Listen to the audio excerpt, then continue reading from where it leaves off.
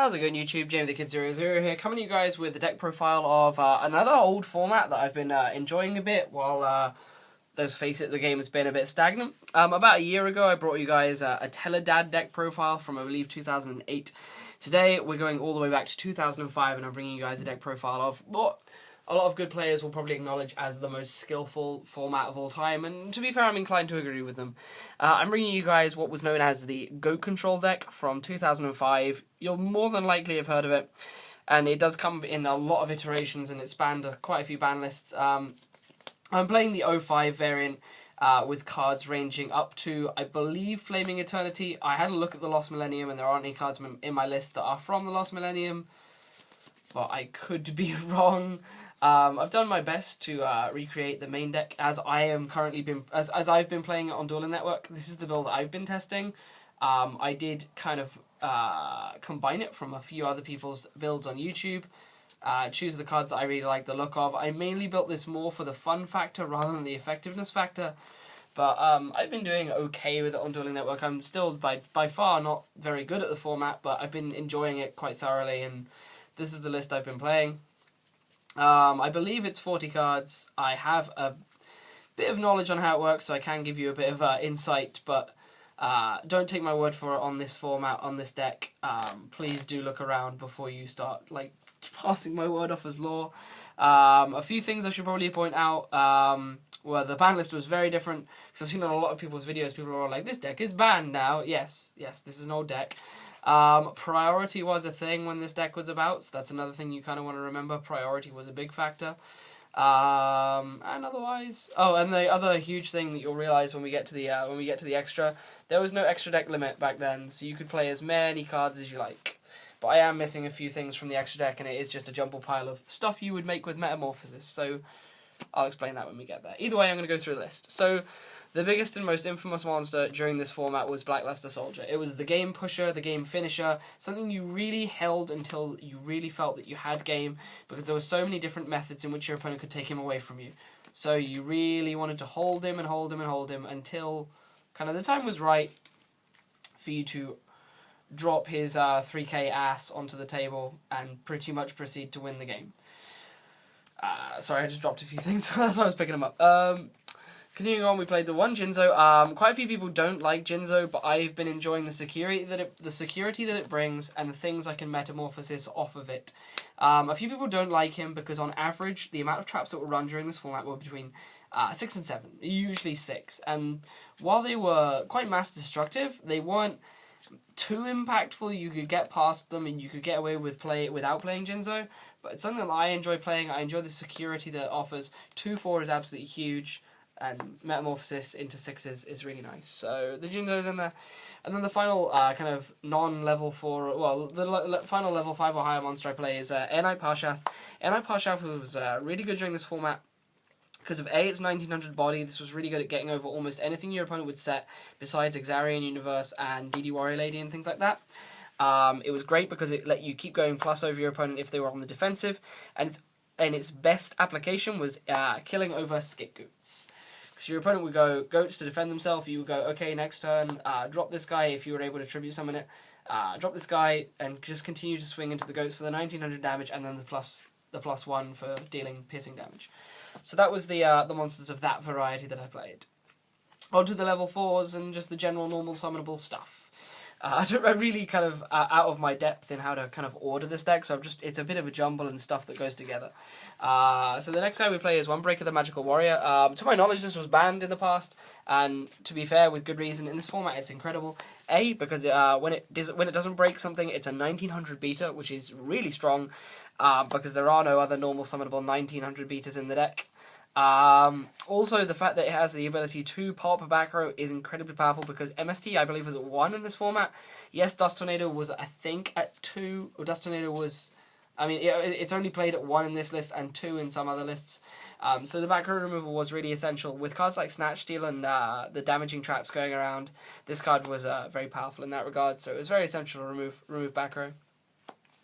The one Tribe Infecting Virus. Tribe was your dark hole of the deck, your removal guy, I'm going to hold this until something comes along that I can't kill, like Defense Position Exarian Universe, Enai Parshath, Jinzo, BLS, things like that. Tribe was in there for those kind of pushes because there weren't any archetypes back then. Well, there weren't any realistically good archetypes back then, so you really didn't have a kind of a majority type to call. So like there wasn't a whole Sea Serpent deck like there is with with Atlanteans and things like that. So you didn't have a single call. So this was just in there as a 1-for-1 removal. Paired with the Tribe Infecting Virus was the Sinister Serpent. Sinister Serpent is your infinite discard outlet. Every standby phase you can add Sinister Serpent back to your hand if it's in the graveyard. So this guy basically means that anything you would normally discard for is free. And it means that your cards that you have to discard for, like Graceful Charity, become +1s. You can do Tribe Infecting Virus for free. You can Lightning Vortex for free. It's just a really good all-round card, and it's incredible versus the Delinquent Duo, which is a really, really powerful card during the format. The ability to strip 2 cards from your hand was ridiculous, and one of the biggest things of the format was playing around the Sinister in hand, because you didn't want a Delinquent and only have them pitch 1, because they're only 1-for-1, and you really wanted that minus to go through. So Sinister was an incredibly technical card, and probably one of the most, like, despite its crap stats and the fact that in and of itself it doesn't really do much, it was probably one of the most tactical cards of the format. Tactical monsters, at least. We then play 2 Magician of Faith. I absolutely love this card. It was at 3, but almost everyone only played 2 because it really gets quite cloggy at times. It's only as good as what it can add back. So if you're in a situation where you haven't seen part of your Trinity, like your pot, your Charity, or your Delinquent Duo and things like that, the stuff you can add back is usually going to be quite subpar. And this was also a massive target for Nobleman to cross out, so you really wanted to be setting this at a very appropriate time, usually after you've tried to bait out your opponent's Nobleman to cross out with another set monster. So the 2 Magicians were a thing. We then played for our kind of just big stuff and removal stuff. Played the 1 DD Warrior Lady. Well, this is removal at the very least. DD Warrior Lady was kind of instant removal. You could just set her. She's a 1600 body, so she's not going to die to just tiny little recruiters and things like that. She's going to die to something big, and then when she does die, or even if she doesn't die to it and you want it off the field, like if it's a Sangan, you can then banish her and remove it. But the real big applications of this were killing Exarians, BLSs. I wouldn't recommend setting this in front of Air Knight because they do get the draw, but it was an out to Air Knight, I guess. The Jinzo, and other things like that, and Thousand Eyes if they felt like attacking, but they never attack into this. So, but it was there. It was a removal card. Then play 1 Exarian. This is a bit of a Marmite card. Some people don't play Exarian. I quite like Exarian. An 1800 body with 1900 defense points is incredible. With 1900, it can defend against anything but Jinzo, BLS, and of course the removal spells like I've forgotten his name now. Lightning Vortex. So it was an incredibly powerful card, and then also its application where it can cut its own attack to become piercing gave you a really good out to Scapegoats and being able to push for damage through Scapegoats, so it was pretty good like that. We play 1 big recruiter in the deck, which was Mystic Tomato. Mystic Tomato, well, I say recruiter, field recruiter, in the form of Mystic Tomato. Tomato gives you access to 3 big cards, in my opinion. Well, cards that are big, in my opinion. Nudoria, Sangan, and Spirit Reaper.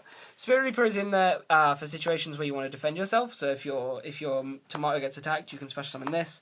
If it's the opponent's last attack, and you can just put this in defense, and they're going to have trouble getting past it. The Sangan, to search out things. I usually search out Magician of Faiths and Sinister Serpent with this, but I use it to search out all sorts of things. It's really versatile in this format. Or if you really want to remove something, you can go Tomato into Nudoria, and then attack the Nudoria into something and kill it. So those were 3 really good cards to search with the Tomato. And one other thing I would say when you're building this list, I wouldn't play Nudoria unless you're playing the Tomato. The Nudoria in here is quite subpar on his own, but I just like his utility with Tomato, the fact that you can go crash Tomato, then crash this, or have Tomato killed and have this out and go Rao, or you're going to have to lose whatever monster kills. Well, you're going to have to lose a monster when you kill this, so that's the only time I really like Nudoria. And then we play 2 spirits in the form of Ashura Priest and Tsukuyomi. I've been teetering between 1 and 2 Tsukuyomis for the longest time. Tsukuyomi is incredibly versatile at the moment in this format, but this combined with 2 Book of Moons, I just found that the second one really, really clogged. But the second one is definitely sided, but I don't know. I can't decide. Thoughts below. Tell me what you guys think. 2 or 1 Tsukuyomi. And then the other spirit is Ashura Priest. Ashura Priest is basically only in here because it's 1700 body, so you can kill a lot of things really easily. You can deal with a lot of your opponent's set cards all in one go because it can attack their entire field all at once, and it's another out to the Scapegoat, which was at 3. So that... Oh, sorry. I was about to say we round off the monsters. But the last monster I play, which sadly isn't in its authentic rarity back then, is Morphing Jar. Morphing Jar, I believe, was still only available in tournament packs at the time. But this is later on. I'm not going by what was expensive. I'm going by what I enjoy playing. And Morphing Jar is an incredibly powerful card during this format. Because there are a lot of cards that could make you go incredibly minus. And this was a card that could bring you back from the edge. If you'd been Delinquent Duo'd or things of that nature, Lightning Vortex, you were able to set this guy and draw 5. Like, if you could set this guy and then set your hand in the back row, you were golden. You were able to plus back into the game and possibly save yourself from a loss.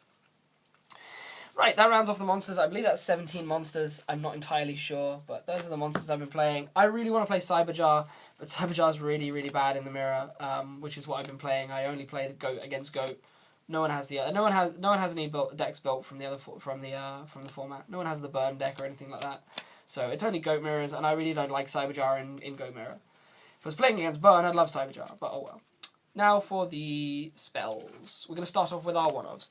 Play the one Premature Burial. This is our Monster Reborn of the deck. It's incredibly powerful, but it loses out to MST Dust Tornado, and this is usually one of the cards people will hold their MST and Dust Tornado for. It's also incredibly versatile with Metamorphosis to take away that weakness to Mystical Space Typhoon.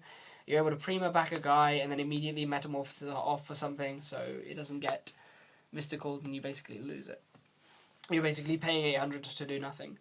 1 Lightning Vortex, didn't have Dark Hole, so Lightning Vortex was a really good card, really good at dealing with the Thousand Eyes Restrict, and just incredibly big boards of monsters that could crop up in the grind game.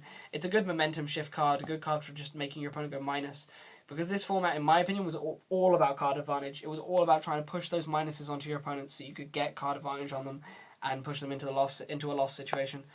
The 1 Storm, pretty good. The lack of back row made it slightly less good than, like, say, Dino Rabbit format, where, you know, 10 to 13 back row, you were always going to be storming for the +1. But it's really good for clearing board when you really want to make a play. Metamorphosis plays, when you're making your Thousand Eyes plays, when you've got a guy snatched, things like that, you just want to have this. It's really good. The 1 Mystical Space Typhoon, probably one of the most held cards in the deck.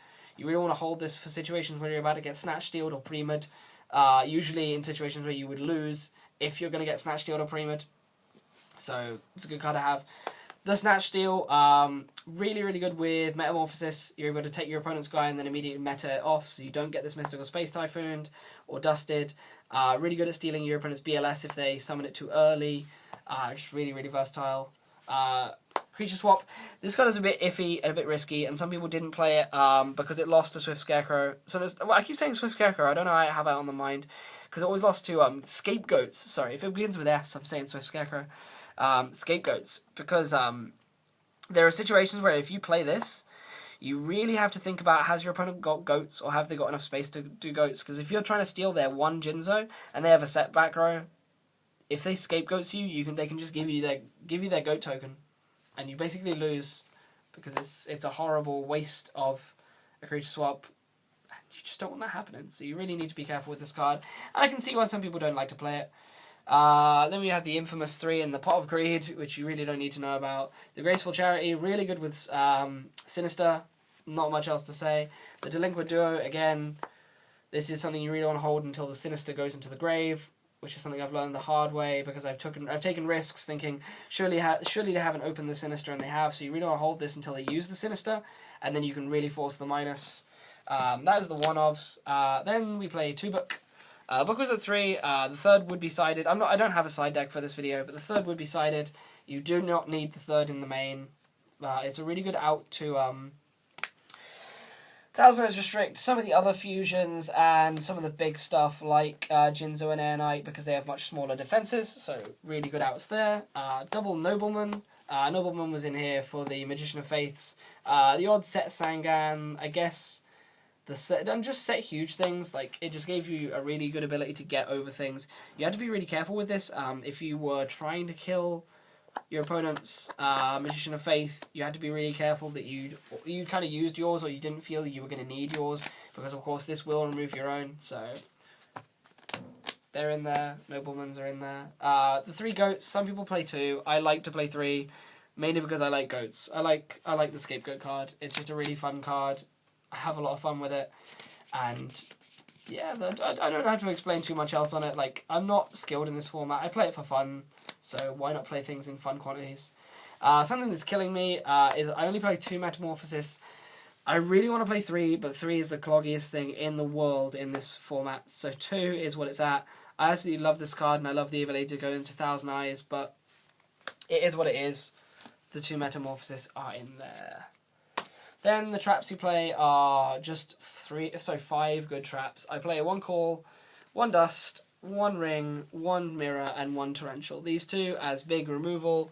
This card, because it's one of the dumbest cards in the format, the ability to just snatch games away with Ring, force draws, it's just crazy. Dust for background removal, and Call because Reborn was not legal. And why not bring back stuff to immediately Metamorphosis or just beat face in the battle phase? Right, I should probably explain something before we go into the extra deck. The extra deck, A, had no limit, which I've already said, and B, you basically played things for every single Metamorphosis situation, and I don't have all those cards. I'm missing cards like Ojama King, Darkfire Dragon, I believe that was, yeah, Darkfire Dragon, Carbanola Warrior, and a few other things like that. So do not think this is the comprehensive extra deck. I'm also playing 4,000 Eyes and things like that because I share this extra deck with people who play against me. Like, it's, oh, you don't have Dark Balta, you don't have 1,000 Eyes, here, let me loan you my one. So this is literally just a pile of cards that I have for goats. Half of these you'll never make, but they're in here if someone wants them. So we have the 1,000 Eyes. 1,000 Eyes was just it was the most made card. That's why there's 4 in here, mainly for 1 to be loaned out to someone if they don't have 3 themselves. So 1,000 Eyes was the biggest card. Yeah, there were no 2s in this format. I don't think I play any 2s except for Morphing Jar, and there were no level 2 fusions, so there are no 2s in this extra deck. For our 3s, we play the 1 Fusionist. You'll never make this. The 2 Flame Ghost, 2 Cherubin the Fire Knight, or Cherubin le Chevalier de Feu, and the Dragoness, the Wicked Knight. This is the biggest one, so you'll probably make this first, and then the others, but you should only make this. The 3 Musician Kings, there are better 5s, believe me. Kamakiri Attack, there's better 5s than this. Fiend Skull Dragon, I should probably say what this guy does. This is a reprint, but there was an original print of it. A fusion summon of this card can only be done with the above blah blah blah blah. You can ignore that because you're metaing it. Negate the effects of flip effect monsters, which is pretty good. It shuts down Jar and Magician of Faith. Negate any trap effects that target this card on the field, and if you do, destroy that trap card. So it's basically immune to Sakuretsu Armor and Ring, which were played around that format. We then play 3 Dark Balta. Dark Balta has a pretty cool effect. He's actually pretty good. He's a 2,000 attacker. When a normal magic card is activated, negate the effect by paying 1,000 life points. Also negate the effect on an effect monster that is destroyed by this monster in battle. So it's able to kill off things like Sangan, Tomato, and things like that, and not have to worry about it. For our 6s, we play the 1 Ryu Senshi, who's very similar to Dark Balta. He reads, as long as this card remains face up on the field, negate the effect of a normal trap card by paying 1,000 life points. So it's the same as Balta, but normal traps. And then negate the effects of a spell card that targets this and destroy it. So it can't be Snatch Stealed, it can't be just any crazy stuff like that. 2 Dark Blade, the Dragon Knight. This can remove stuff from the opponent's grave, so they can't revive it by like Call of the Haunted and things like that. So you can remove big targets like Jinzo that are really popular and just cool stuff like that. And also Lame de Ténèbres, Le Dragon Chevalier in French is pretty funny. I quite like that. Then the Last Warrior from Another Planet. You play no cards in the main deck that will make this card, but you were playing a format of a few different decks, so some people played level 7s. This was in here as a level 7 option. You'll never make it in the mirror, but if someone does have a deck from the format that isn't Goat Control, or they're teching a level 7, I don't know what they'd be teching, but if they're teching a level 7, the Last Warrior is something in there if you Snatch Steal it and then Metamorphosis it. And then the final guy we play is one Gatling Dragon. You may hear some people talk about this format and talk about Cybernetic Revolution. My one rule of this format is I refuse to play Cybernetic Revolution format. Cybernetic Revolution created a really dumb combo with BLS and Cyber Twin Dragon, wherein you could just drop BLS, metamorphosis it immediately off, and then make Cyber Twin and just swing directly. So you could go BLS, take their monster away from it, well, remove their monster, and then immediately metamorphosis that BLS into a Cyber Twin and attack directly twice. So it's just not a friendly play, it's not a fun play, it steals games away. It's like Return from the Different Dimension, now. So I just refuse to play that. I like to play a skill-based format. I like to play a format with a lot of back and forth, and I don't like any forms of OTKs in something this old. So that is damn near an OTK, the amount of damage that will put out. So it's only fair that we do not play that format. So I don't play any Cybernetic Revolution cards as a personal rule. But hey, if people want to against me, they can, but it's just not friendly like. So yeah, I hope you guys have enjoyed this. I probably said a few sacrilegious things because I'm not from this format. I did not play this format, and I don't have that much experience in this format. But I really just wanted to bring you guys a profile from it. It is something that I enjoy quite a lot. It does make you better at the game from what I've heard. It really teaches you to hold things, conserve your resources, and yeah. Otherwise, this has been Jamie the Kid 00. Any feedback or input that you would like to put into this, please do post it in the comment section below. I have a few more videos coming up. I'm sorry I've been away for so long because of my work. But yeah, I look forward to your feedback. Peace out, guys. Bye.